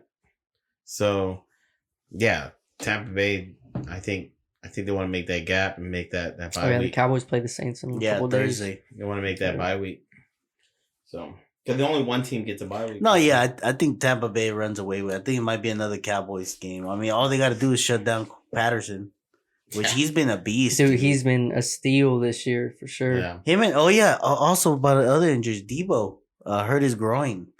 Oh yeah, I saw that. He might be out. Yeah, a he's week going or to be two. out. I think they're going to save him. We'll let the 49er fan let us, the experts about groin injuries. Yes, Go ahead, man. definitely. Niners know all about that area. By the way. Remember the ass catch? Oh, that was a good Okay. Dude, has Debo cemented as a top 3 receiver for next year? Fucking no. No? Not a top 3. man. Top Definitely top 5? Definitely top 10 because this year he wasn't top 10. He was like top, He I don't know. I think they got picked up in like 7th, 8th round. Yeah, that's what I'm saying. But I'd say for sure if they picked him up, he's gonna go in the second round next year. He won't go in the first round, but I think he'll go in the second or third round. Dude, I remember that round because Chino's the one that got him in the TDFK. Yeah. And I remember that round that his service was bad. So he told me, hey, if I miss, give me the top rated receiver for that that's available. And it was Debo. Oh, And I wanted him, and Chino was like 2 spots before me. I was like, I can't do Hey, this. you're a good friend for even picking him because yeah. I'd have been like, nah, he wasn't the top round. That's just me being. He would have never known. Yeah, I know. Yeah. He would have never known. But you know what? Debo was still this year. He looks great. I think he'll be maybe a solid Y2. He's not definitely the route runner. He's running back. Bro, he only had one target, 1 catch this game. He had 2 He had a bunch of touchdowns. rushes or what? Yeah. Well, he had 9 rushes for 60-something yards and 2 touchdowns. 2 rushing touchdowns. They need That's to all they list him need. as a wide receiver and a running back already, man. Like they do Cordero Patterson. And it was crazy because Mitchell dominated too. Mitchell had 19 rushing attempts, 130 yards, Oh, dude. 6 targets, 6 receptions. Yeah. Niners on Terry. They're running that ball down people's throats like crazy. That's what makes them good, dude. If they And- can run and the that ball, defense is they're gonna be clicking. really good. Yeah. Oh yeah. By the way, we swept the Niners division. I mean, by the way, we got a bye week this week, so Oh, you did? the Packers. Yeah, that's what I mean. My Yeah, bad. they the beat Cardinals. Niners. which is all right. I was Yeah, you going beat for the all of Pack- them? Yeah. Nice. I was Well, going the Redskins beat the Seahawks last Yeah, night. that was terrible, man. Now I know what it feels like to be a Niners fan, Bottom think- of the- Cowboys fan. Do you think and it's Pete Carroll? Packers fan? Do you think it's Pete Carroll? Yeah, it's Pete Carroll and I everybody, think it's man. Russell Wilson. He ain't playing very well, man. I don't know, man. No, I know that, but I mean, What is- I think it's a play you calling. obviously like, can't it's get rid just- of Wilson Yeah, they are. They're gonna by trade trade him next year. Yeah. But that's what I'm saying though. Like, are you just starting fresh with he- Pete Carroll again? or do He you just wanna start requested fresh a all over? trade, dude. So he the rumor- requested a trade. The rumors on everything right now is saying that Pete Carroll last year, right? Oh yeah. They think they might let him go. If That's they what I'm have hoping for. if they have a shitty record, they might let him go. Yeah, they should. Especially if they lose Russell too Wilson. old. They should just get rid of everybody, dude. Fuck it. Wagner, all of them. Let them go, start over. So How long? I wonder how long Wagner has on his contract. Hey, I but think he just know. renewed Maybe. like last year. Yeah. I think he's loyal. He'll stay. I think he's a loyal. Oh, Prey probably is. Yeah. I'm just saying, like, they I should think try Russ is loyal too. I think he's going to try to stay as hard He as asked he can. for a trade, though. You don't remember that, Luis? No, it was rumors that he asked for a trade. He didn't maybe ask for the trade. Maybe I don't know. Officially. Significant other might be It asking was for a rumors. trade. No, yeah, it's Sierra. She's fucking up everything, man. You can't It's take weak. someone out of Hollywood, bro. He looks a little chubby too, right? Yeah, he does. Sierra, bro. Rusty Wilson, yeah. He's missing a lot of throws that he usually makes, He's look definitely- easy. I think he came back too early. I think that finger's still haunting him. I think that's why Everett is getting all these targets because he's not confident in his deep ball. He's definitely living up to the Russ bustling. Even the second touchdown, that Yeah, wasn't a every time. typical Russell. Russell Wilson would have floated the shit out of that ball. That was Yeah. a dart. Yeah, No, dude, it's it looked like a normal Russ pass. to me. No, Russ passed him. Russ He had a would have nice floated little- the crap Nice out little of him. float over. Man, those deep passes. He's amazing. There's a lot, yeah. But I'm As a telling you, Niner if you fan, go, he's if you, I amazing. watched the I whole just game don't understand how you go the what is it 3/4 quarters without, without targeting Metcalf. Yeah. Yes, that one. I'm sorry. Yeah, see, that's another thing that I was gonna say. It's him. Like you when you have a playmaker that dynamic and that fucking explosive, you got to get him the ball. You think there's locker room issues? Because Seattle's really good at keeping Keeping things it- under the. Maybe They're like New England, Like but he's mad at him or not something? being as popular as New England. They keep everything under the like under the DK and Russ don't have a good friendship. Maybe- Like, maybe DK, not them, maybe I it's told the you to coaching. dye your hair blue, not green. This is like the fifth color you come in here. I dude. can't see you. I don't know who I'm throwing to. Right? But that's a good point, Luis. Like, how do you have someone that good and not throw him the ball? Like Mhm. he's your best offensive player. That's what I don't understand. We Like should Steve, well, Steve's probably everybody They're obviously having a puts bad DK year. as the wide receiver 1, but on the field it doesn't look like it. I mean, people drafted him in the second. I mean, round. last year it did, right? I mean, people drafted. Damn, taking. But they had a running game last year. Yeah. Well, last year, no, their running game was still hurt last year. Everybody was getting injured. Yeah, Chris Carson was still hurt last year. I think. It's hurt every year. I think their big issue is and this is from someone who don't like the Seahawks, but their big issue was they never got Russ the help he needed when he was younger. We have no. O-line, that O-line never. We have been there. no pass So rush. it man. was supposed to be Percy Harvin. No, it's supposed to be Jimmy Graham. Yeah. See, they're picking up people that were trash. They're just trash, bro. They're just... Hey man, 2013 baby. Hey, I'm still waiting for that back-to-back championship y'all always talking Coming about. soon, baby. Coming soon. Back-to-back. But yeah. Hey, so let me ask this: Are we? Is this whole kind of Seattle being a dominant team in the NFC kind of over? Or do you think this is just one bad year and going back to being good? It's next year? over, except if you're a Niners fan, we're still gonna whoop that ass. Don't they play soon? Yeah, they play this week. This week, right? That's why we had Niners have bye week. We're gonna whoop that ass. You already know we just have Y'all should make a bet. We're still the Legion of Doom. Steve thinks they're gonna win. I know he's. You know that too, right? DJ, look me in the eye. You know, It's in DJ. Seattle, What time do they come play? on. It could be rainy and shitty over there. Like What time do they play? I think that's I 3 don't even o'clock. know. Game. 3 o'clock. Yeah, probably. and you do still have Jimmy Garoppolo as your quarterback, so Hey, Jimmy G's been balling out though. y'all should make a bet. I'm telling you. I don't want to take money from Steve. I don't know Well, what not that kind kind of of bet. Any Oh, kind of okay. A blowjob. Oh yeah, That's Steve's favorite thing to bet, right? Loser blows. You want to blow me, bro? you're gonna be the one. Nah, Well, you're- well, it's San Francisco, Seattle. So in this case, the winner blows the loser. Deal. That's a good one, Luis. I like that. That even made fucking Chris laugh. He's probably y'all guys might have heard Chris for the first time. Let's get a non-biased prediction, Luis. Who do you got in that game? 49ers, they're too hot right now. Bro, Their said offense is non-biased, bro. rolling. That's his brother-in-law, bro. He has to say that. Non-biased, bro. Nah, I think it's not biased. Seahawks offense been looking terrible. 49ers defense been looking You pay him? good. Yeah, And and their Say this, offense bro. has been looking good. I don't know how they're gonna look without Debo though. That Could be a little might be the different. big factor. actually, tell you what, Ayuk's Ayuk- gonna have a badass game. Yeah. Watch. You? Yeah, now I'm with Hey, Steve. he's hot. He's turned up. If y'all I have mean, I'm him sorry, Steve. past 2 weeks, I'm with Ayuk Luis. is coming up. Yeah, I mean, you both your brother-in-laws trying to impress you. I'll be honest on Come this on, one. man. I'll be honest on this one. No, I got a tie. Can be a tie. It's What? gonna be Get a outta tie. here. Yeah, it's gonna be some shitty ass score. Shut One the hell one up. It ain't gonna touchdown be a tie. each. DJ called it right one now, touchdown each team, and maybe like 2 field goals tops. Shitty weather, and that's it. That's it's gonna be a tie. What are they playing at? Seattle. Seattle. Oh, Seattle's known for shitty weather. I know. All the suicides. Yep. That's why there's a lot of suicide in Seattle, because it's raining all the time. It's gonna be Yeah. raining on Saturday. Sunday it's supposed to be cloudy only. Yeah. What were you gonna say about a tough matchup before this? Tough Or matchup. no? What do you mean? No, I was just gonna say I agree with you. I think that the Niners are gonna Too win. hot man. right now. Yeah, they're too hot. I think they're gonna run the ball well. And But San Francisco hot, which is kind of it's not the same kind of normal hot like a regular NFL team. yeah, I just think like the Seahawks just been looking like bad on offense, they've been man. looking real bad. The running game too is just like Alex Collins is their best running back. It's just I don't know. It's just I don't see. And then on top of all that, he's not getting the ball to his playmaker. He's not getting DK involved.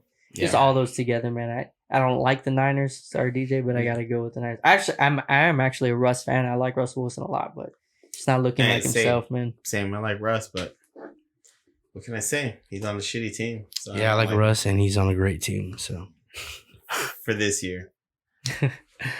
He's won a Super Bowl, so it's pretty badass. all right, next Should've won up, too. guys. I know. Fucking Tom Brady drinking baby blood, bro. Fucking stole that shit from Dude, us. have you ever seen that episode of South Park with Tom Brady about his poop or whatever? He poops excellence or what? No, it's like one of the ladies gets like she has like an upset stomach or whatever that fucks her up or whatever, and they did I forgot what they called it, but basically they put somebody's shit on you so they can clean out your system or something like Oh, that. I know what you're talking about. Yeah. So it worked out really good that everybody's looking for like a good person's poop. It turns out like everybody's so much after Tom Brady's poop that he starts saving his shit in jars. Oh, And like he has like a God. safe underground where he goes to. It's like that Ted movie when they when they want his semen. Yeah, Yeah, I remember. that. definitely. Like in Boston. All right, guys. That's it for today's show. Real quick before we end, if you're watching this on YouTube, hit that like button. Helps with the visibility of the show.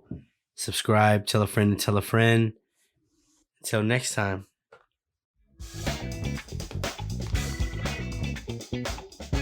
God bless. See you at the top. Stay toasty.